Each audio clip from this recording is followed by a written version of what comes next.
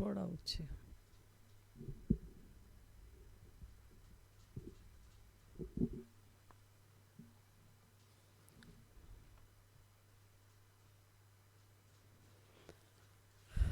ओम शांति।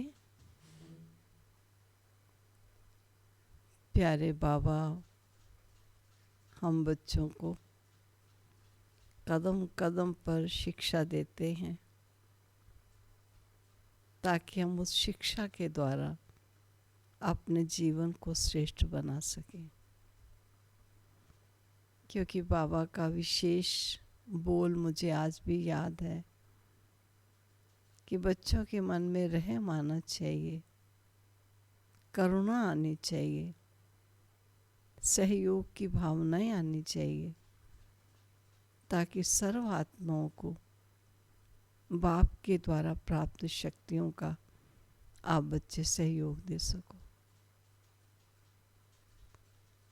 सहयोग का ये मतलब नहीं कि मैं शक्ति लेती जाऊं और सब विश्व की आत्माओं को देती जाऊं।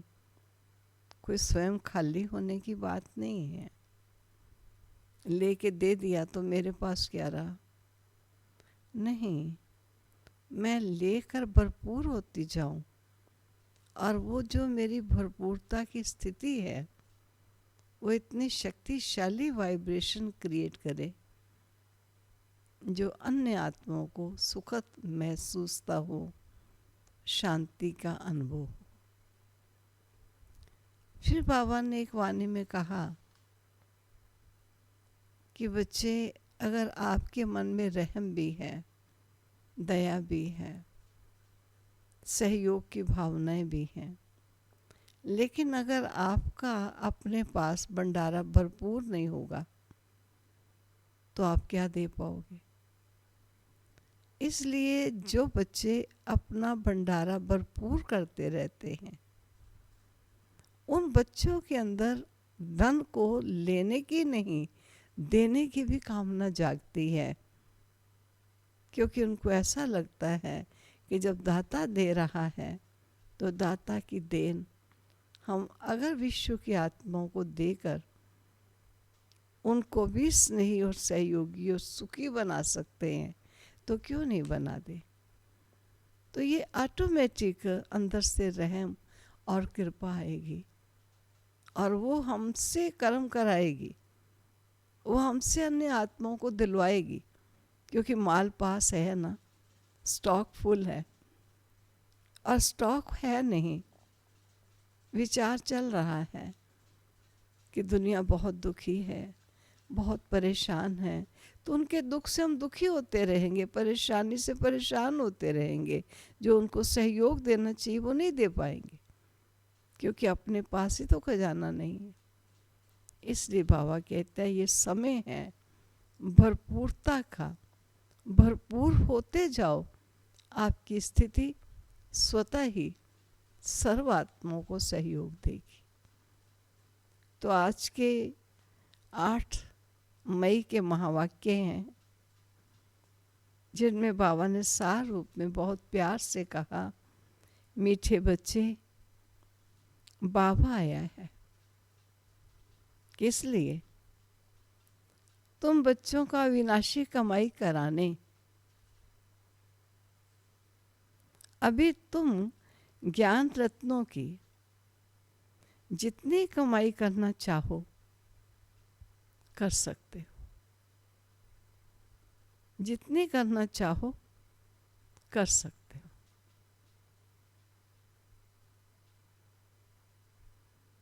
प्रश्न है,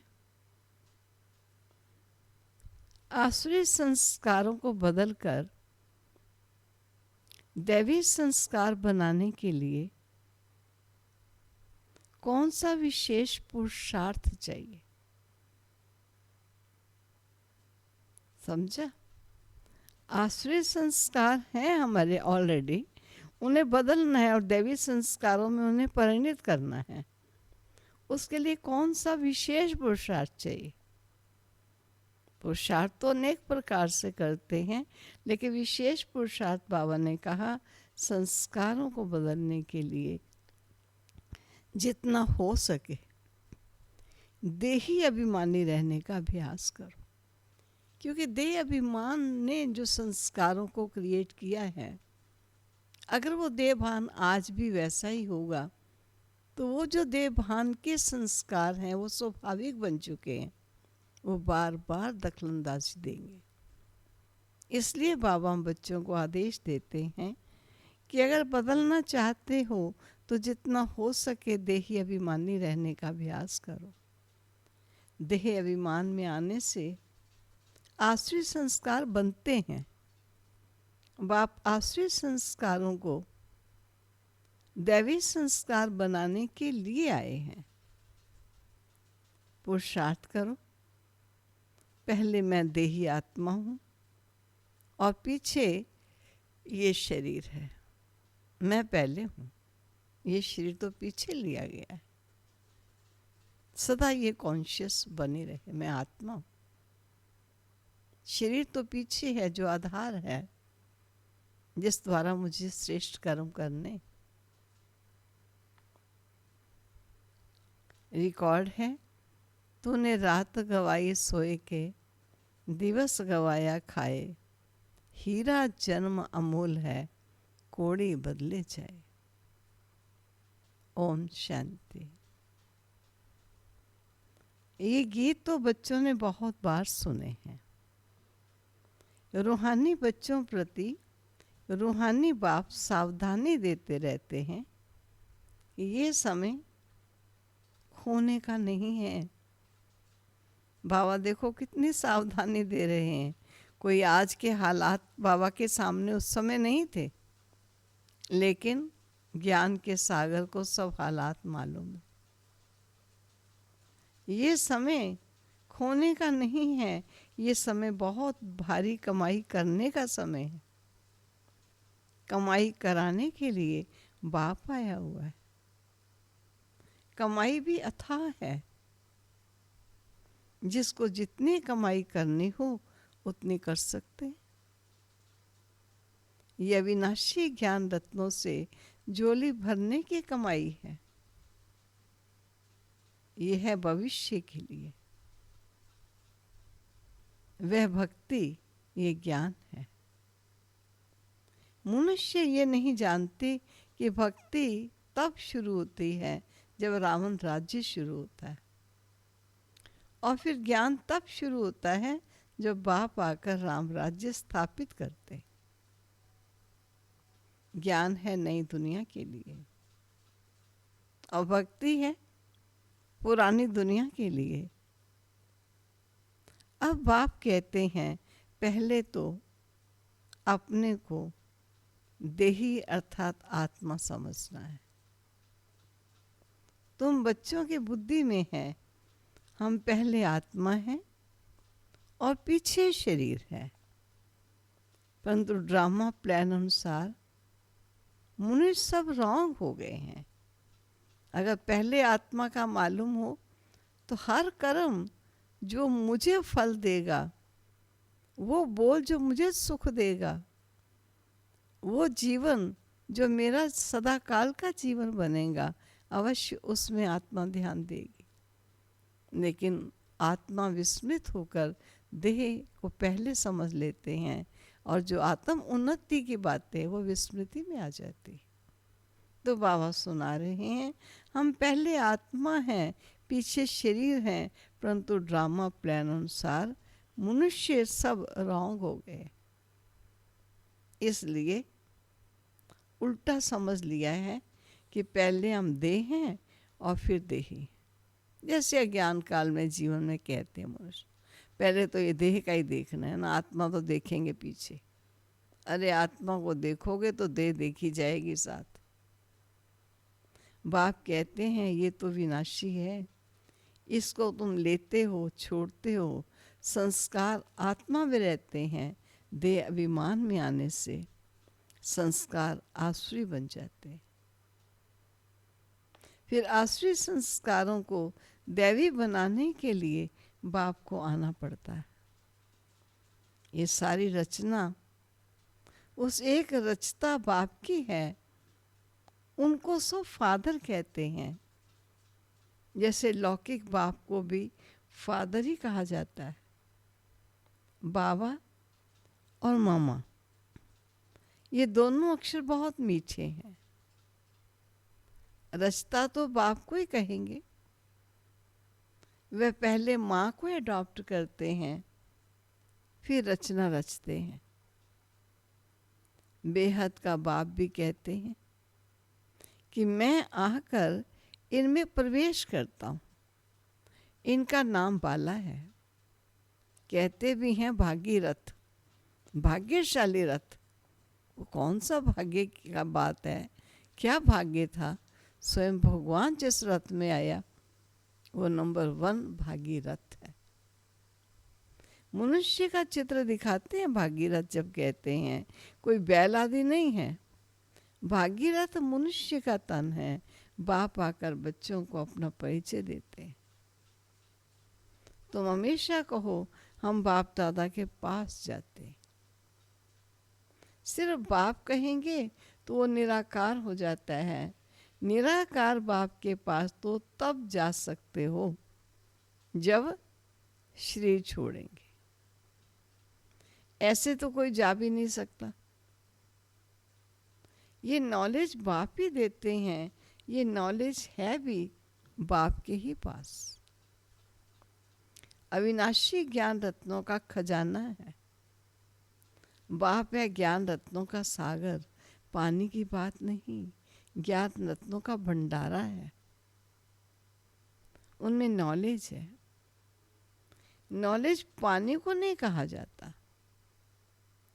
जैसे मनुष्य को बैरिस्ट्री, डॉक्टरी आदि की नॉलेज होती है, ये भी नॉलेज है। इस नॉलेज के लिए ऋषि मुनि आदि सब कहते थे कि रचता और रचना के आदि मध्यंत की नॉलेज हम नहीं जानते हैं। ये तो एक रचता ही जाने, बेअंत है। इति नहीं जानते, हम नहीं जानते, नहीं थे। वह तो एक रचता ही जाने, झाड़ का बीज रूप भी वही है। सृष्टि के आदि मध्य अंत की नॉलेज उन्हीं में है। वह जब आए तब सुनाए। अभी तुमको नॉलेज मिली है तो तुम इस नॉलेज से देवता बनते हो। नॉलेज पाकर फिर प्रारब्ध पाते हो। वहां फिर इस नॉलेज की दरकार नहीं रहेगी। ऐसे नहीं कि देवताओं में ये ज्ञान नहीं है तो अज्ञानी है, नहीं। वह तो इस नॉलेज से पद प्राप्त कर लेते हैं। प्रैक्टिकल जीवन ही ज्ञान का जीवन हो गया, ज्ञानमय जीवन हो गया। बाप को पुकारते हैं, बाबा आओ इस समय। क्यों आओ? हम पति से पावन कैसे बने, उसके लिए रास्ता अथवा नॉलेज बताओ। क्योंकि जानते नहीं है। और अभी तुम जानते हो, हम आत्माएं शांति धाम से आई हैं। वहाँ आत्माएं शांत में रहती हैं। यहाँ आए हैं पाठ बजाने। ये पुरानी दुनिया है तो जरूर नई दुनिया थी। वो कब थी, कौन राज्य करते थे, ये कोई नहीं जानते। तुमने अभी बाप द्वारा जाना। बाप है ज्ञान का सागर, बाप है सद्गति दाता। उनको पुकारते हैं, बाबा आकर हमारे दुख हरो, हमें शांति दो, सुख दो। तो आत्मा जानती है, परंतु तमो प्रधान हो गई है। इसलिए फिर से बाप आकर अपना परिचय दे रहे हैं। मनुष्य न आत्मा को और न परमात्मा को जानते हैं। आत्मा को ज्ञान ही नहीं जो परमात्मा अभिमानी बने। आगे तुम भी नहीं जानते थे, अभी ज्ञान मिला है तो समझते हैं। बरोबर सूरत मनुष्य की थी और सीरत बंदर की थी। अभी बाप ने नॉलेज दी है तो हम भी नॉलेजफुल बन गए हैं। रचना का ज्ञान मिला है। तुम जानते हो हमको भगवान पढ़ाते हैं। कितना नशा रहना चाहिए, बोलो। है ये नशा? है ये जिगरी निश्चय? स्वयं धरा पर आकर भगवान पढ़ा रहे हैं। बाबा ज्ञान का सागर है, उनमें बेहद का ज्ञान है। तुम किसके पास भी जाओ, सृष्टि के आदि मदंत का ज्ञान तो क्या, परंतु हम आत्मा क्या चीज है वह भी नहीं जानते। बाप को याद भी करते हैं, दुख करता और सुख करता, और फिर भी ईश्वर सर्वव्यापी कह देते हैं। बाप कहते हैं ड्रामा अनुसार उनका भी कोई दोष नहीं है। माया बिल्कुल ही तुच्छ बुद्धि बना देती है। कोड़ी को फिर गंध में सुख भासता है। कोड़ी को नहीं, कीड़ों को। कीड़ों को गंध में ही सुख भासता है। बाप आते हैं गंध से निकालने। मनुष्य भी जैसे जो गंदगी को पसंद करते, इसका मतलब कीड़े जैसा जीवन हो गया। हीरे जैसे से प्राणी कीड़े जैसा बन गया। और बाप आते हैं गंध से निकालने। मनुष्य दलदल में फंसे हुए निकलते नहीं, निकलना ही नहीं चाहते, निकलते फिर फंस जाते। पसंद आ गया वो दलदल, वो गंदगी। ज्ञान का पता ही नहीं है तो क्या करें, दुबन में फंसे पड़े। फिर उनको निकालना ही मुश्किल हो जाता है। निकाल कर आधा पौना तक ले जाओ, फिर भी हाथ छुड़ाए, फिर गिर पड़ते हैं। कई बच्चे औरों को ज्ञान देते देते स्वयं ही माया का थप्पड़ खा लेते हैं। क्यों? क्यों? क्योंकि बाप के डायरेक्शन के विरुद्ध कार्य कर लेते। दूसरों को निकालने की कोशिश करते और खुद गिर पड़ते, विपरीत कर्म कर लेते। फिर उनको निकालने में कितनी मेहनत हो जाती है। ऐसे निकालने वाला जब गिर गया, अब उसको निकालने में तो बहुत ज़्यादा मेहनत, क्योंकि माया से हार जाते हैं। उनको अपना पाप ही अंदर खाता है। माया की लड़ाई है ना। अभी तुम युद्ध के मैदान पर हो, वो है बाहुबल से लड़ने वाली हिंसक सेनाएं। तुम हो अहिंसक। तुम राज्य लेते हो अहिंसा से। हिंसा दो प्रकार की होती है, एक है काम कटारी चलाना, और दूसरी हिंसा है किसको मारना पीटना। तुम अभी डबल अहिंसक बनते हो। ये ज्ञान बल की लड़ाई कोई नहीं जानते। अहिंसा किसको कहा जाता है ये कोई नहीं जानते हैं। भक्ति मार्ग की सामग्री कितनी भारी है, गाते भी हैं पतित पावन आओ, परंतु मैं कैसे आकर पावन बनाता हूँ ये कोई नहीं जानते। गीता में भी भूल कर दी है, जो मनुष्य को भगवान कह दिया है। शास्त्र मनुष्यों ने बनाए हैं, मनुष्य ही पढ़ते हैं। देवताओं को तो शास्त्र पढ़ने की दरकार नहीं है, वहाँ कोई शास्त्र नहीं होते। ज्ञान भक्ति, पीछे है वैराग्य। किसका वैराग्य? भक्ति का। पुरानी दुनिया का वैराग्य, पुराने शरीर का वैराग्य। बाप कहते हैं इन आँखों से जो कुछ देखते हो वह नहीं रहेगा। इस सारी छीछी दुनिया से वैराग्य है। बाकी नई दुनिया का तुम दिव्य दृष्टि से साक्षात्कार करते हो। तुम पढ़ते ही हो नई दुनिया के लिए। ये पढ़ाई कोई इस जन्म के लिए नहीं है, और जो भी पढ़ाई है वह होती है उसी समय, उसी जन्म के लिए। अब तो है संगम, इसलिए तुम जो पढ़ते हो उसकी प्रारब्ध तुमको नई दुनिया में मिलती है। जीवन अवश्य उसके अनुकूल इस समय हमें बनाना है, लेकिन जो प्रारब्ध मिलती है वो नई दुनिया में मिलती है। बेहद के बाप से कितनी बड़ी प्रारब्ध तुमको मिलती है। बेहद के बाप से बेहद सुख की प्राप्ति होती है। तो बच्चों को पूरा पुरुषार्थ कर श्रीमत पर चलना चाहिए।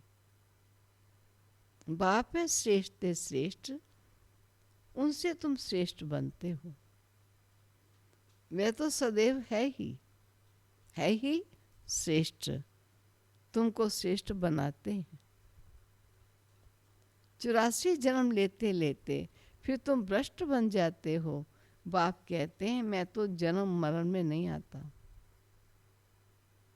मैं अभी भाग्यशाली रथ में ही प्रवेश करता हूं,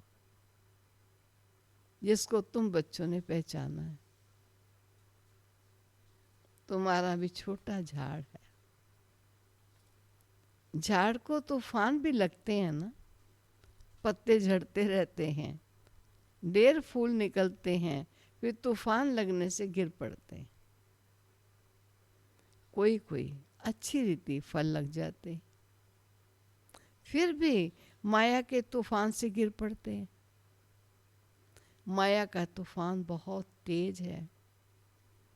उस तरफ है बाहुबल, इस तरफ है योग बल अथवा याद का बल। तुम याद अक्षर पक्का कर लो।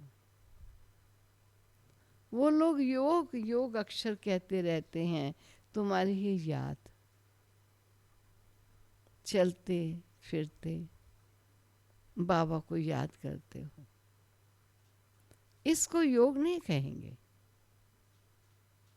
योग अक्षर सन्यासियों का नामी ग्रामी है। अनेक प्रकार के योग सिखाते हैं। बाबा कितना सहज बताते हैं। उठते बैठते चलते फिरते बाबा को याद करो। बस वो मेरा बाबा है, मैं उसका बच्चा हूँ। तुम आधा कल्प के हंसी को मुझे याद करते आए हो, अब मैं आया हूँ। आत्मा को कोई नहीं जानते, इसलिए बाप आकर रियलाइज कराते। ये भी समझने की बड़ी महीन बातें हैं। आत्मा अति सूक्ष्म है और अविनाशी है। न आत्मा विनाश होने वाली है और न उनका पार्ट विनाश हो सकता है।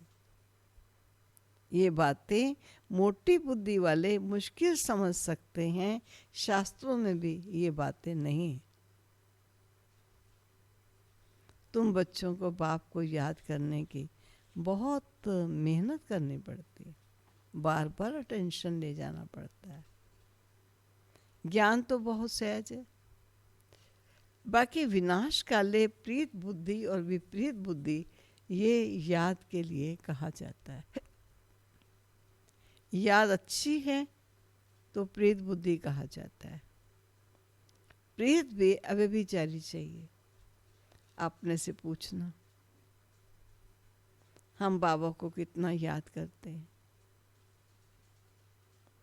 ये भी समझते हैं बाबा से प्रीत रखते रखते जब कर्मातीत अवस्था होगी तब ये शरीर छूटेगा और लड़ाई लगेगी। जितना बाप से प्रीत होगी तमो प्रधान से सतो प्रधान बन जाएंगे। इम्तिहान तो एक ही समय होगा ना, जब पूरा समय आता है, सबकी प्रीत बुद्धि हो जाती है, उस समय फिर विनाश होता है। तब तक झगड़े आदि लगते रहते हैं। विलायत वाले भी समझते हैं अभी मौत सामने है, कोई प्रेरक है जो हमसे बम शादी बनवाते हैं, परंतु कर क्या सकते हैं? ड्रामा की नूंद है ना। अपने साइंस बल से अपने कुल का मौत लाते हैं। बच्चे कहते हैं पावन दुनिया में ले जाओ, तो शरीरों को थोड़ी ले जाएंगे। बाप कालों का काल है ना। ये बातें कोई नहीं जानते। गाया हुआ है, मिरवा मौत मलू का शिकार। वे कहते विनाश बंद हो जाए और शांति हो जाए। अरे विनाश बिगर सुख शांति कैसे स्थापित होगी? पुरानी चीज को तो खत्म करना ही पड़ेगा ना। इसलिए चक्र पर जरूर समझाओ। अभी स्वर्ग के गेट खुल रहे हैं। बाबा ने कहा है इस पर भी एक पुस्तक छपाओ, गेट वे टू शांति धाम सुख धाम। इनका अर्थ भी नहीं समझेंगे। है बहुत सहज, परंतु कोटों में कोई मुश्किल ही समझते हैं। तुमको प्रदर्शनी आदि में कभी दिल शिकस्त नहीं होना चाहिए। प्रजा तो बनती है ना। आएंगे बहुत, हाँ हाँ करेंगे, प्रेज करेंगे, चले जाएंगे। और कहते दिल शिकस्त नहीं होना। प्रजा तो बनती है ना। मंजिल बड़ी है, मेहनत लगती है। मेहनत है याद की, उसमें बहुत फेल होते हैं। याद भी अभी भी चली चाहिए, बस उस एक की याद। माया घड़ी घड़ी बुला देती है। मेहनत बिगर थोड़ी कोई विश्व का मालिक बन सकता है। पूरा पुरुषार्थ करना चाहिए। हम सुख धाम के मालिक थे, अनेक बार चक्कर लगाया है। अब बाबा की याद, बाबा को याद करना है। माया बहुत विघ्न डालती है। बाबा के पास सर्विस के भी समाचार आते हैं। आज विद्युत मंडली को समझाया, आज ये किया। ड्रामा अनुसार माताओं का नाम बाला होना है। तुम बच्चों को ये ख्याल रखना है, माताओं को आगे करना है। ये है चैतन्य दिल वाला मंदिर। तुम चेतन में बन जाएंगे, फिर तुम राज्य करते रहोगे। भक्ति मार्ग के मंदिर आदि रहेंगे नहीं। ये सब समाप्त हो जाएंगे। अच्छा, मीठे मीठे सिकिलदे बच्चों प्रति माता पिता बाप दादा का याद प्यार और गुड मॉर्निंग। रूहानी बाप की रूहानी बच्चों को नमस्ते।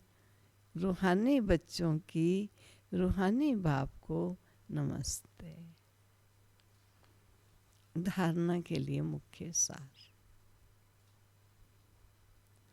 एक बाप से अव्यभिचारी प्रीत रखते रखते कर्मातीत अवस्था को पाना है। इस पुरानी देह और पुरानी दुनिया से बेहद का वैराग्य हो। दूसरा, कोई भी कर्तव्य बाप के डायरेक्शन के विरुद्ध नहीं करना। युद्ध के मैदान में कभी भी हार नहीं खानी, डबल अहिंसक बनना है। न वासना भोग का जीवन, न किसी को मारना काटना आदि। वरदान,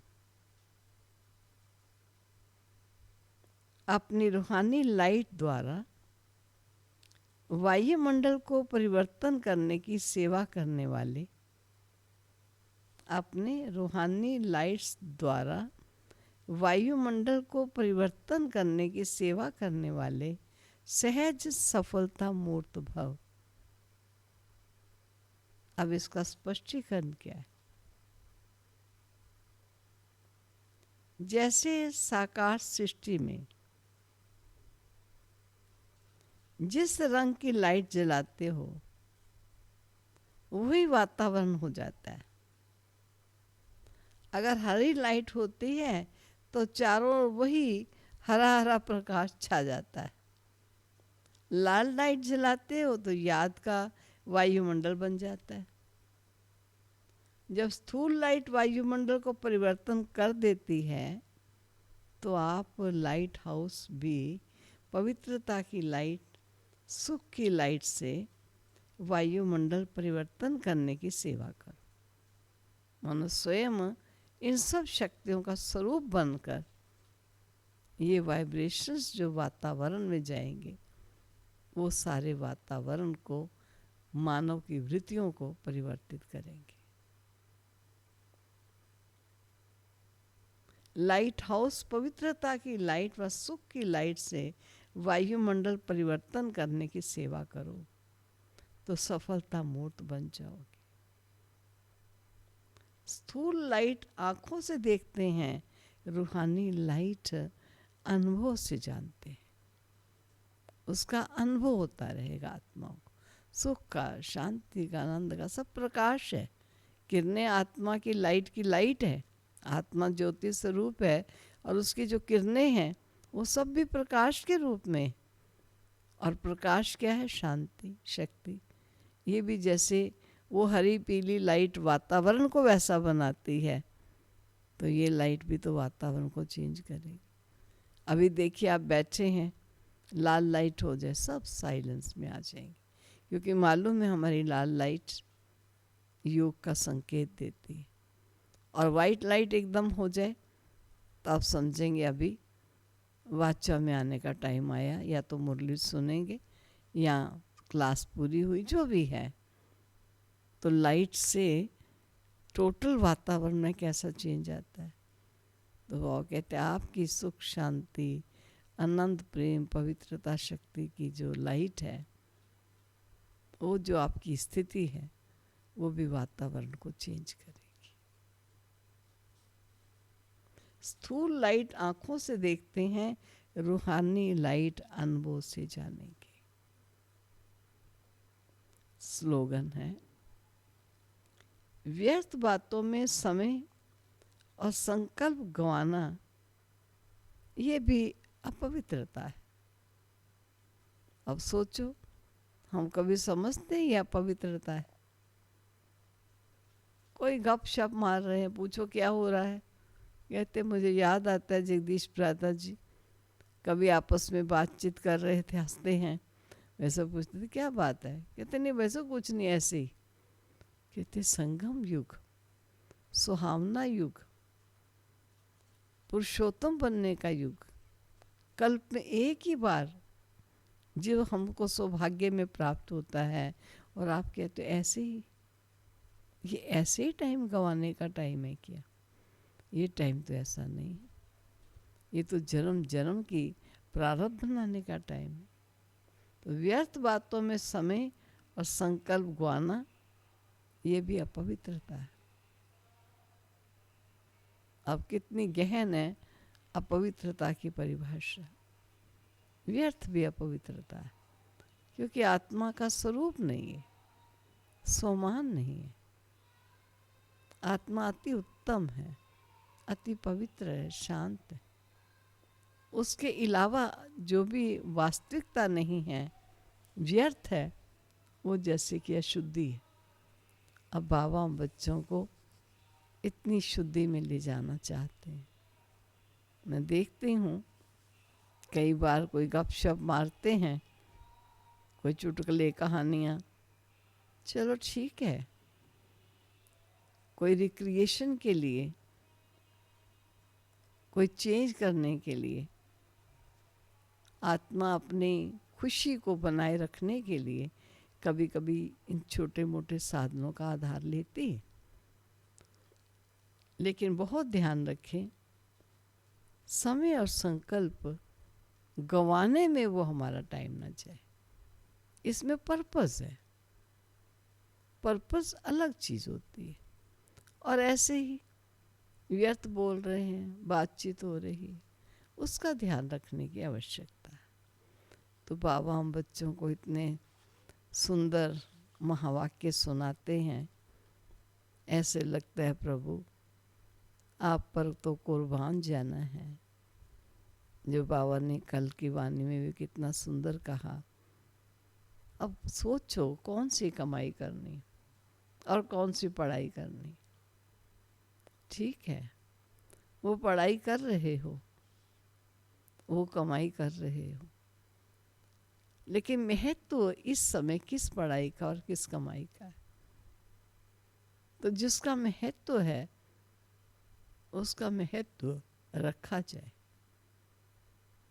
जिसका महत्व इस समय इतना नहीं है उसको सेकंड सब्जेक्ट में रखा जाए। रखना है, ठीक है, जब तक इस तन में है पढ़ाई भी चाहिए, कमाई भी चाहिए, लेकिन पहली कमाई है ज्ञान रत्नों की, और उसके पश्चात दूसरी कमाई है जो स्थूल धन कमाते हैं। धन बहुत है, शांति नहीं, शक्ति का धन नहीं है, खुशी का धन नहीं। तो वो जो धन कमाया उस धन का भी सुख नहीं ले पाते। सुख लेने के लिए पहले तो ये धन चाहिए जो बाबा हम बच्चों को देते। तो मैं समझती हूँ बाबा के बच्चे तो इन सब बातों में सचेत हैं, सावधान हैं, और अभी सावधान रहने की और आवश्यकता है। अभी हम बाबा की याद में बैठते हैं कुछ लंबे समय के लिए। प्यारे बाबा को दिल से याद करो। देखो, जो ही बाबा कहा तो सामने बाप दादा आ गए। ज्योति बिंदु कहा तो ज्योति बिंदु चमकता हुआ ज्योति सितारा मुझ ज्योति बिंदु आत्मा के सन्मुख विराजमान। जो ही बाप दादा कहा तो लाइट के आकार में प्यारे ब्रह्मा बाबा और बाप शिव बाबा उसमें प्रविष्ट है। मैं भी लाइट के आकार में फरिश्ता रूप बैठा हूँ उस फरिश्ते के सामने। ऐसे अपनी सर्व शक्तियों को भरपूर करते चले जाएं। ये समय भरपूरता का है। जितना हो सके मन बुद्धि को दुनिया से हटाते हुए ईश्वर में लगाते चले। दुनिया में कह देते थे, वो भजन बोलते थे, बुल्ले शाह प्रभु का क्या पाना, इधर से हटाओ और इधर लगाना। अब पता चला कि हटाना कहाँ से है और लगाना कहाँ है।